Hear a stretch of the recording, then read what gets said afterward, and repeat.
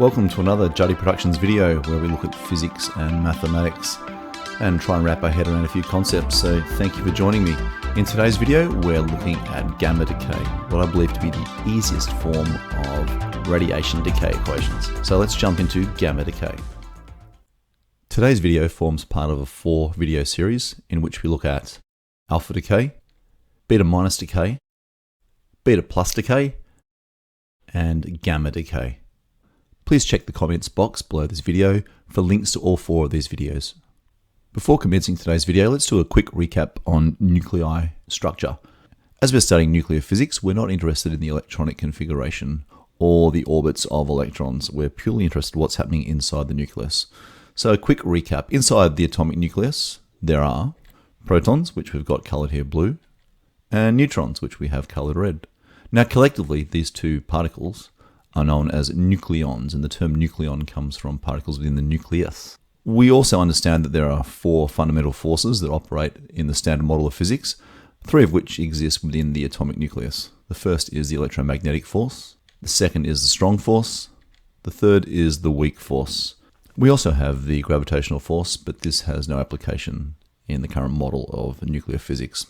So first of all, we can see the electromagnetic force, which creates an electrostatic repulsion between 2 positively charged protons. They're pushing away, they're repelling each other. So each one of these blue shaped protons will be pushing away.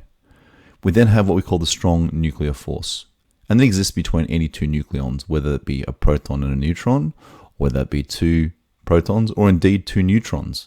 And you can see they're attracting. Now this force is extremely strong, operates only at very close proximities, about the diameter of a neutron or a proton. And so their job is to hold the nucleus together. You notice also that we do have a weak force involved inside the nucleus.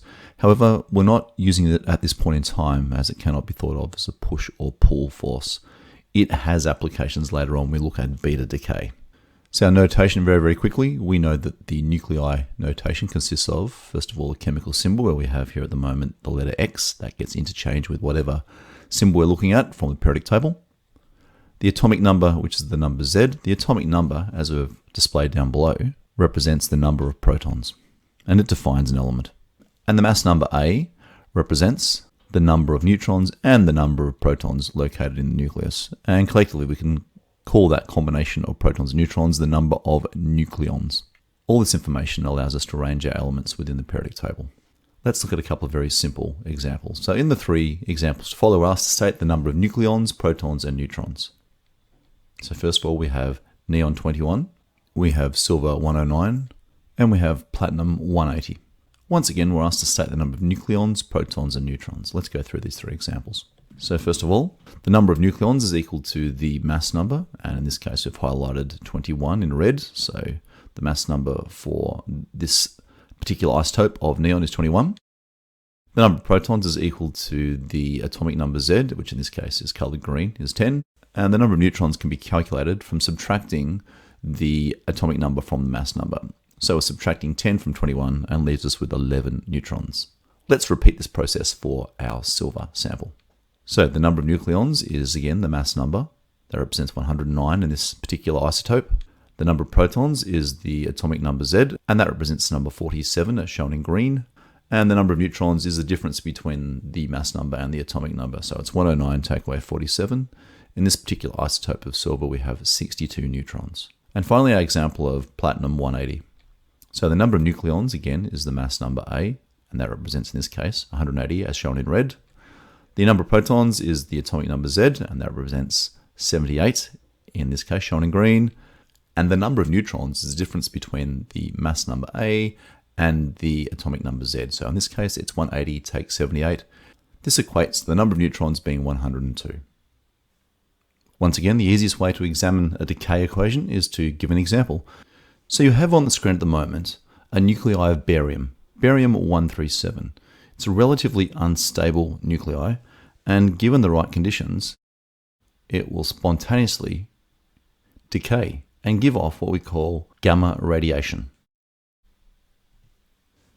Now, gamma radiation is part of the electromagnetic spectrum. Unlike alpha, beta plus, and beta minus radiation, gamma is not a particle. It has no nucleons and no protons. and it has the symbol of the Greek alphabet gamma, as shown on the screen at the moment. In terms of the electromagnetic spectrum, you can see the gamma radiation is at the far right of the spectrum. It's the small wavelength, the high frequency, and the high energy radiation. This is ionizing. It's quite dangerous as a form of radiation. Like all the other forms of radiation decay, the following rules must be obeyed. That is, first of all, the number of protons before and after the decay must be equal. So we can see that there's 56 protons originally in the barium-137, and after the gamma emission, we've still got 56 protons present. So the atomic number doesn't change. Likewise, if you look at the number of nucleons, there's 137 nucleons present on the initial nuclei, the barium-137, and then at the end after the decay, we still have 137 nuclei present in the barium. So looking at this in a complete picture, you see we start with barium-137, we end with barium-137, and we have an emission of gamma radiation. So gamma is purely electromagnetic spectrum radiation. It is energy. This type of decay occurs traditionally when barium-137 would have been generated via a chain of decay equations involving both alpha and beta decay.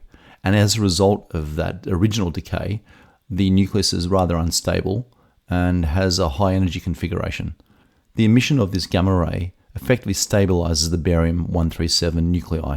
It doesn't change the actual structure of it, but it gives it greater stability. Still, we have a first generation or a parent nuclei. We have a daughter nuclei. In this example, both the parent and the daughter nuclei are barium-137. And we have gamma radiation. And here's our general equation for gamma decay. Now, this is quite easy to compare because the atomic number, the mass number, and the chemical symbol are exactly the same for both the parent and daughter nuclei. No change whatsoever.